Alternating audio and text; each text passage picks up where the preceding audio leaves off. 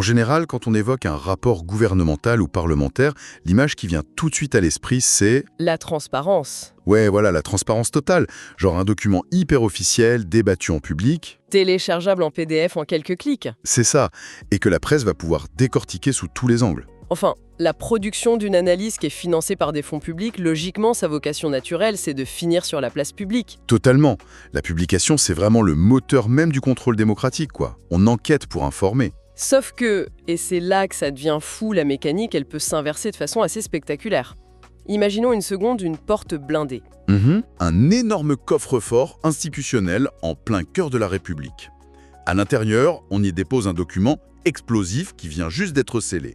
Et pas juste pour quelques semaines, pour un quart de siècle. 25 ans de silence absolu. Ah ouais, carrément? Et quiconque, que ce soit un élu, un journaliste ou un simple citoyen, quiconque oserait en révéler la moindre virgule, se retrouverait face à une menace pénale immédiate. On parle d'1 an de prison ferme et de 15 000 € d'amende. Et c'est pas une blague. Ce scénario digne d'un thriller politique, ça n'a rien d'une fiction en fait. C'est juste l'application très stricte de l'article 6 de l'ordonnance de 1958 sur le fonctionnement des assemblées parlementaires. Le fameux sceau du secret absolu. Et ce secret potentiel, cette fameuse menace de prison, ça plane aujourd'hui sur un sujet qui rythme le quotidien de millions de foyers. Et ajouter à ce suspense un défilé complètement invraisemblable de stars de la télévision convoquées sous serment. Sous serment, oui. Ouais. Des auditions d'une tension palpable et une montagne mais vraiment vertigineuse de plus d'1 million de pages de documents confidentiels exigés. Bref, bienvenue dans notre exploration du jour. On est le mardi 31 mars 2026 et aujourd'hui on plonge dans les coulisses d'un affrontement institutionnel majeur. La très sous-haute tension commission d'enquête parlementaire sur l'audiovisuel public. Exactement. Et son mandat officiel, sur le papier, c'est d'étudier la neutralité, le fonctionnement et le financement de ce secteur gigantesque. Alors, juste avant de plonger dans les rouages de cette affaire, je pense qu'une mise au point s'impose concernant le cadre de notre analyse pour ceux qui nous écoutent. Vas-y, je t'en prie. Nos sources aujourd'hui, elles sont par nature extrêmement chargées politiquement. Très chargé, oui. Voilà, on s'appuie sur des articles de LCP, donc la chaîne parlementaire, sur l'agenda officiel des auditions et surtout sur les retranscriptions brutes des débats en commission. Et ces documents, ils mettent en scène des personnalités politiques qui couvrent vraiment tout le spectre idéologique. Tout le long y passe. C'est ça. Ça va de l'extrême gauche, avec la France insoumise, jusqu'à l'extrême droite avec le Rassemblement national, en passant par l'UDR et la majorité présidentielle. Donc, notre but ici, c'est de ne prendre aucun parti, ni d'endosser ces visions très polarisées. Notre mission, c'est d'analyser purement et impartialement les mécanismes institutionnels et les tactiques fascinantes qui se déploient dans ces documents. Bon, on va décortiquer tout ça. Parce que dès qu'on s'arrête sur les aspects purement logistiques de cette enquête, franchement, les chiffres donnent le vertige. Ça interroge direct sur la méthode. C'est le moins qu'on puisse dire. Le président de cette commission, Jérémy Patrielaitus, du groupe Horizon, il confirme que le rapporteur a exigé la transmission de plus de 26 000 documents à France Télévisions. 26 000 ? Et concrètement, ça représente plus d'1 million de pages. 1 million! Et la collecte des fameux grands livres comptables, elle n'était même pas achevée à quelques jours. Mathématiquement, une équipe parlementaire, elle ne peut pas lire 1 million de pages en quelques mois. L'exigence de ce volume, elle pose question. Mais c'est toute la subtilité de l'outil parlementaire, en fait. Légalement, une commission d'enquête, ça possède des pouvoirs d'investigation quasi judiciaires. Donc, le rapporteur, ici Charles Aloncle, qui est député de l'Union des droites pour la République, l'UDR, oui. Il a le droit d'exiger n'importe quelle pièce. Ça va du plus gros contrat de production à la moindre petite note de frais de restaurant. Le moindre ticket de caisse, quoi. Exactement. Mais sur le plan opérationnel, demander 1 million de pages, ça s'apparente vraiment à ce qu'on appellerait en informatique une attaque par déni de service. Ouais, l'attaque des DOS. Ouais. Tu satures le système. C'est exactement ça. L'administration de France Télévisions, elle doit mobiliser des dizaines d'agents uniquement pour chercher, vérifier, caviarder les données personnelles, parce qu'il y a le RGPD, et transmettre ses archives. La quantité d'informations demandées, elle devient en soi un levier de pression institutionnelle, bien avant même que le premier mot ne soit lu. Et cette pression, elle provoque de vives réactions au sein même de l'Assemblée. Les sources qu'on a épluchées, elles révèlent une fracture béante sur la méthode du rapporteur. Par exemple, la députée Ercilia Soudez, de la France Insoumise, elle décrit un déroulement, je cite, « catastrophique ». Et elle va même jusqu'à accuser Charles Aloncle de harceler les personnes auditionnées. C'est un mot fort, harceler. Très fort. Et la critique, elle se limite pas du tout à la gauche radicale. Erwan Balanant, qui est élu du groupe Les Démocrates, donc l'ancien MoDem, il dresse un constat vraiment similaire sur la forme des interrogatoires. Il a dit quoi, lui, déjà? Il dénonce l'attitude du rapporteur, en parlant de, je cite, « tunnel d'outrance et d'arrogance ». Tunnel d'outrance, waouh! Ouais. Et ce qu'on observe à travers ces retranscriptions, c'est la transformation d'un exercice de contrôle budgétaire qui devrait être classique en une sorte d'épreuve de force psychologique.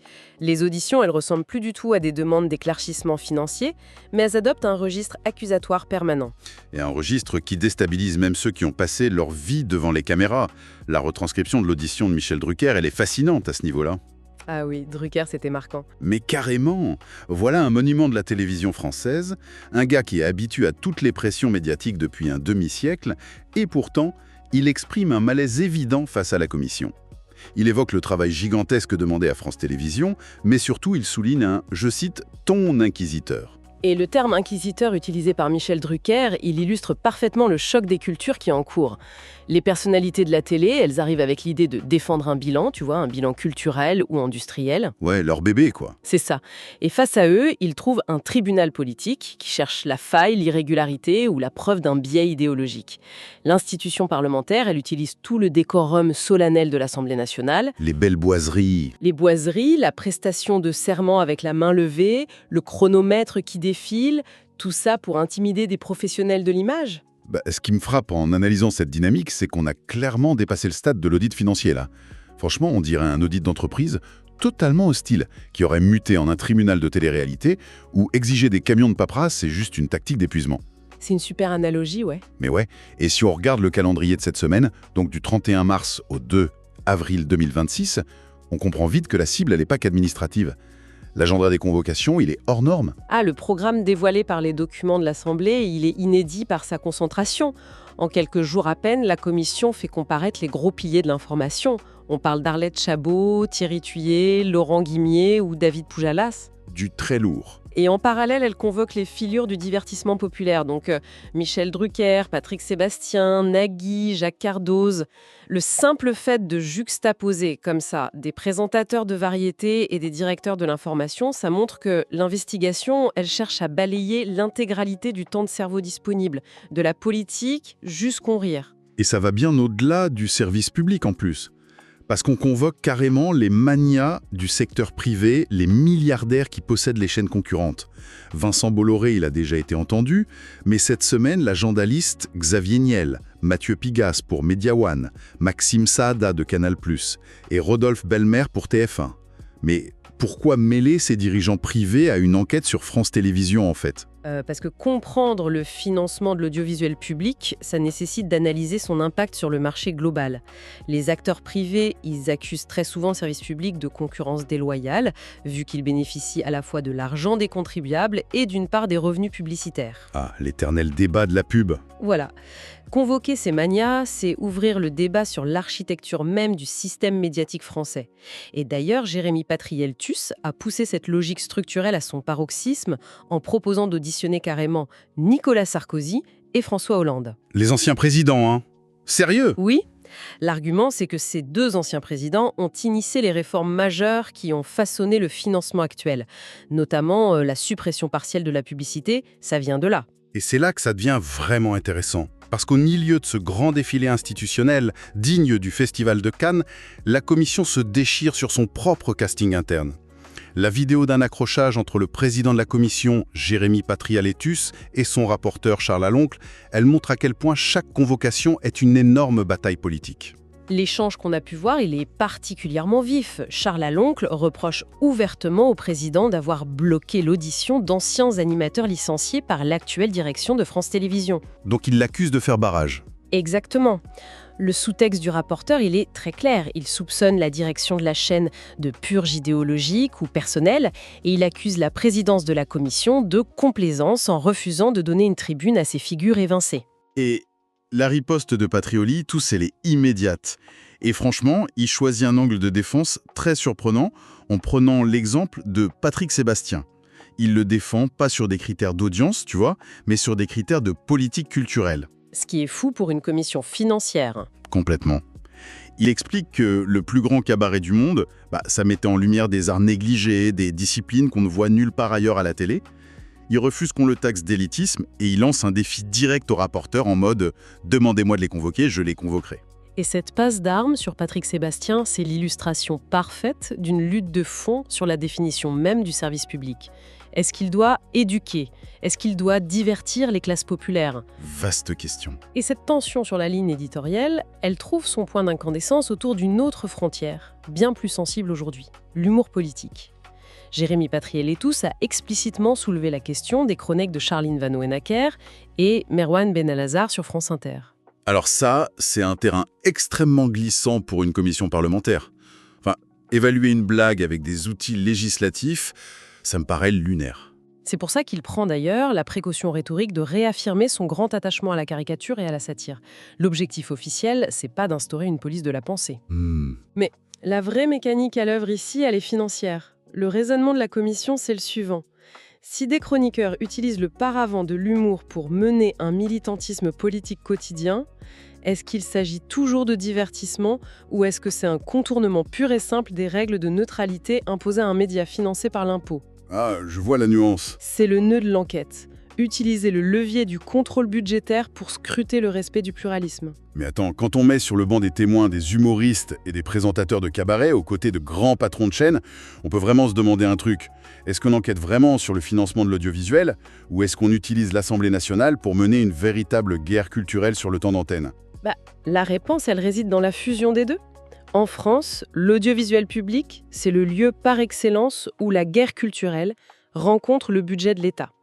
Ceux qui estiment que le service public penche idéologiquement d'un côté cherchent à prouver que cet éventuel biais constitue une faute de gestion, un manquement au fameux cahier des charges, ce qui du coup ne justifierait plus ces financements.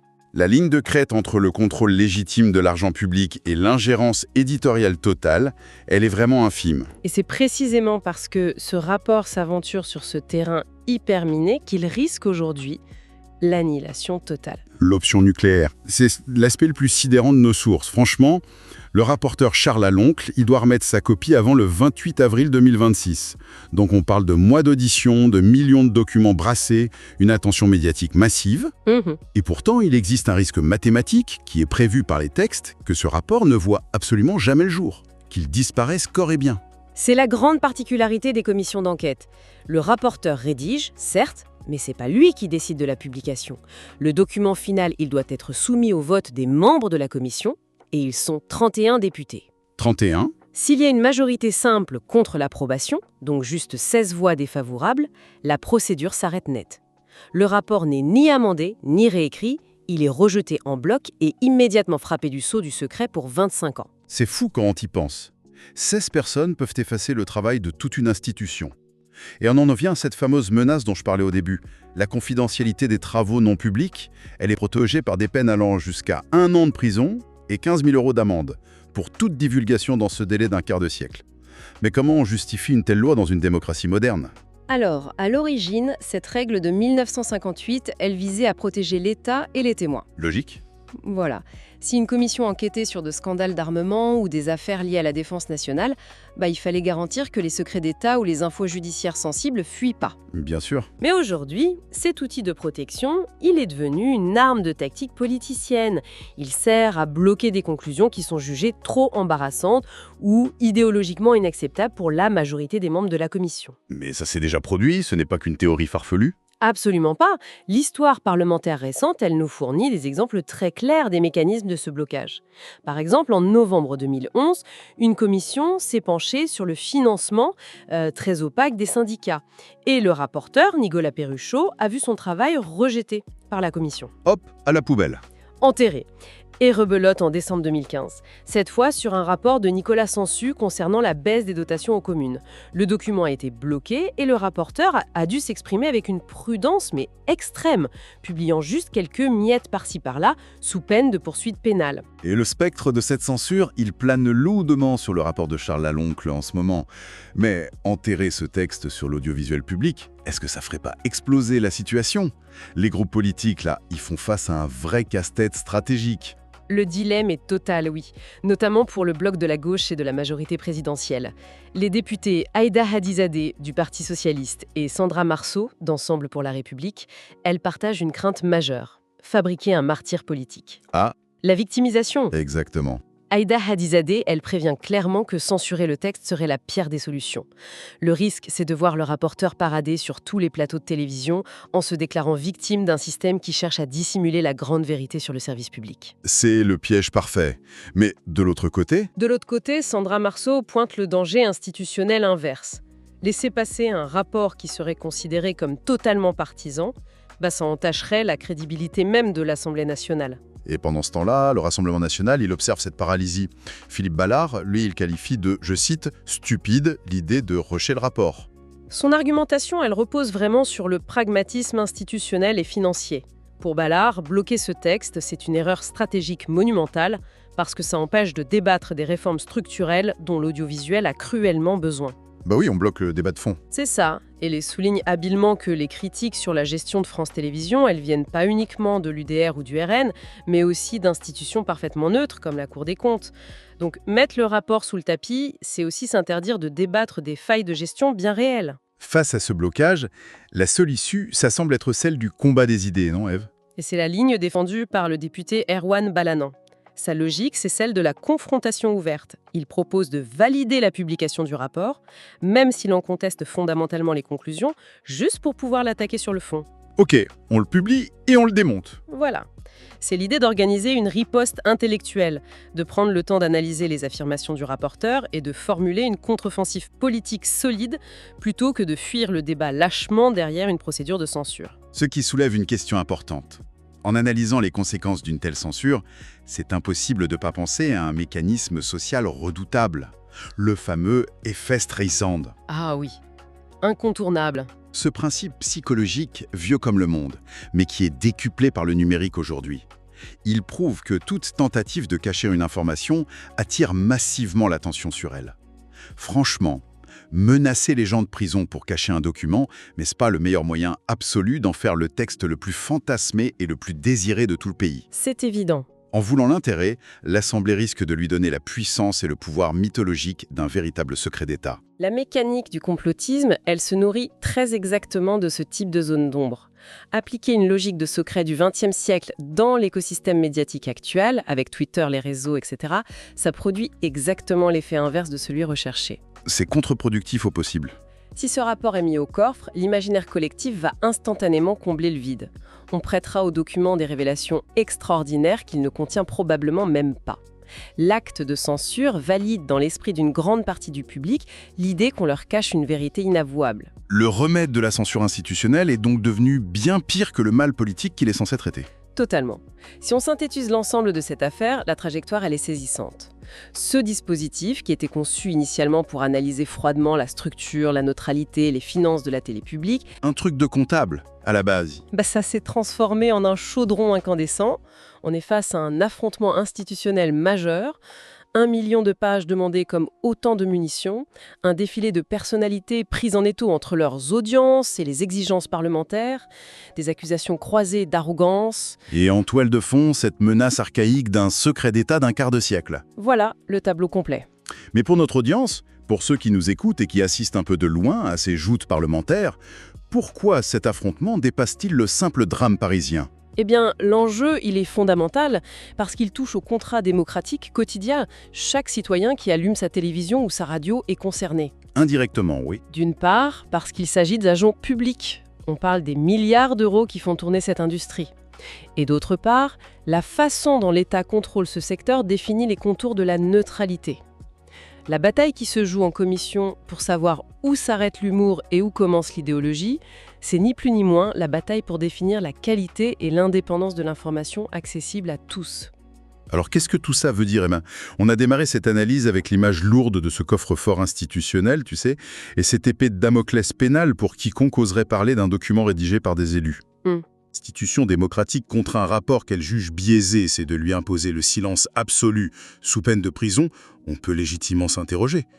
Le secret a-t-il encore sa place pour protéger la démocratie face au risque de la désinformation? C'est la vraie question. Ou nos procédures parlementaires sont-elles simplement restées figées dans un autre siècle, protégeant le système contre l'UIVAM? C'est la question que pose avec acuité cette fameuse porte blindée. Et voilà, cet épisode touche à sa fin. Merci de l'avoir écouté jusqu'au bout, d'avoir pris ce temps avec nous. Si cette histoire, ce témoignage ou cette réflexion t'a marqué, n'hésite pas à le partager autour de toi. Ton soutien fait toute la différence et permet à ce podcast de continuer à vivre. Tu peux retrouver tous les épisodes sur Chroniques du Monde et nous suivre sur Facebook, Instagram, LinkedIn pour ne rien manquer. Et si le cœur t'en dit, laisse une note ou un commentaire. Ça nous aide énormément. On se retrouve très bientôt pour un nouvel épisode. D'ici là, prends soin de toi et reste à l'écoute.